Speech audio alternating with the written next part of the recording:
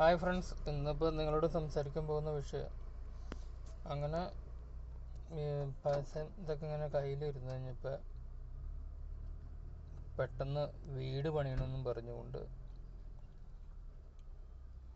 മേഖലയുള്ളൊരു പുള്ളിക്ക് വീട് പൊളിക്കാൻ കൊടുക്കുവാണ് എന്നോട് പറയാണ്ട്.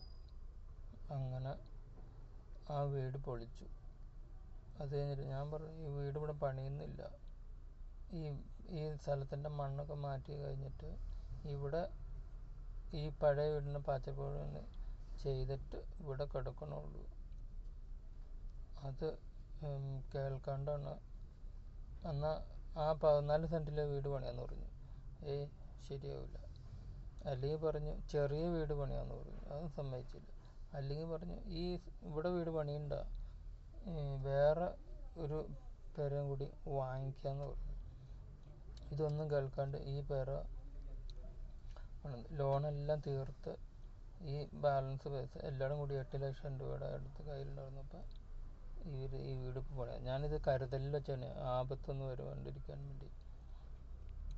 അങ്ങനെ ഈ പേര പണിത് അത് വാർത്ത് കഴിഞ്ഞപ്പോൾ ചുറ്റും അത് ഇതൊക്കെ സ്വർണ്ണം ഇതൊക്കെ വിറ്റ് എല്ലാം വാർത്ത് കഴിഞ്ഞപ്പോൾ എല്ലാ പൈസയും തീർന്നു. ഒരു പൈസ ഇല്ലുണ്ട്. അപ്പം 20 ലക്ഷം രൂപ ലോൺ പാസ്സാക്കിയിട്ടുണ്ടായിരുന്നു. എനിക്ക് നാളെ പൈസ കിട്ടും. അപ്പോൾ നോട്ട് നിരോധനം വന്നു. പിന്നെ പൈസ കിട്ടിയില്ല. അങ്ങനെ മതിച്ച് ഭയങ്കരമായ പ്രശ്നങ്ങൾ വന്നു. അത് കഴിഞ്ഞിട്ട് ആ ലോണിൽ 20 ലക്ഷത്തിൽ 5 ലക്ഷം കിട്ടിയില്ല. അതിൻ്റെ അകത്ത് 15 ലക്ഷത്തിൽ 3.25 ലക്ഷം രൂപ പലിശ എന്നും പറഞ്ഞ് അങ്ങനെ പിടിച്ചു. അത് കഴിഞ്ഞിട്ട് എനിക്ക് കിട്ടിയത് 11.25 ലക്ഷം രൂപയാണ്. ഇപ്പോൾ 11.25 ലക്ഷം രൂപയ്ക്കാണ് 32 ലക്ഷം രൂപ പലിശ കാശടിക്കാൻ പറഞ്ഞു.